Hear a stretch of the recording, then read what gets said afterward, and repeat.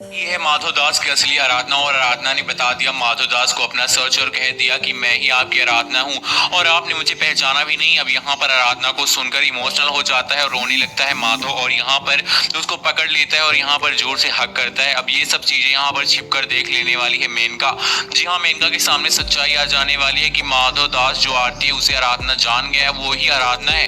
क्योंकि अब दूसरी तरफ जब फोटो यहाँ पर देख कर आराधना चली जाती है तो वो सोचती है कि ये फोटोज तो इसी आरती और आरो की है, इसने पहचानी क्यों नहीं। अब उसे पता चल जाता है कि ये आरती नहीं बल्कि आराधना है।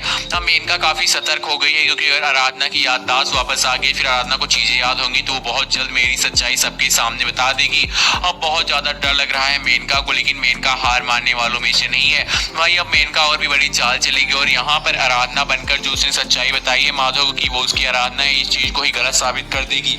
जी हाँ, आने वाले एपिसोड में मेनका जो है बहुत बड़ी चाल चलने वाली है। वो यहाँ पर आरो के मन में यहाँ पर बहुत ही खराब खराब बातें डालने वाली। वो कहने वाली है कि ये लड़की आराधना है और ये माधव की पत्नी है और ये तुम्हें कभी भाव नहीं देगी, तुमसे कभी भी प्यार नहीं करेगी, तुमको धोखा दे रही है 6 महीने से, जिसे तुम अपनी आरती समझकर ही शेरनी शेरनी कहते रहते हो। ये शेरनी नहीं बल्कि ये माधव दास की पत्नी है। और ये सुनकर भाई हैरान हो जाएगा। आरो कहेगा मेनका जी आप ये क्या बातें कर रही हैं, लेकिन मेनका कहेगी मेरे पास कुछ सबूत है, चलो मैं तुमको दिखाती हूँ। लेकिन जब तक यहाँ पर मेनका आरो को लेकर पहुंचेगी माधव और आराधना को एक साथ दिखाने के लिए, तब तक यहाँ पर आराधना अपने कपड़े बदल कर फिर से आरती वाले कपड़े पहन चुकी होगी क्योंकि वो माधव से कह देगी कि हमें सच्चाई सामने लानी है उस दुश्मन की जो हमारे खिलाफ ये सब साजिशें रच रहा। तो माधव कहेगा ठीक है तुम आरती बनकर रहो, बस हमें तुम्हें पता होना चाहिए कि तुम आराधना हो।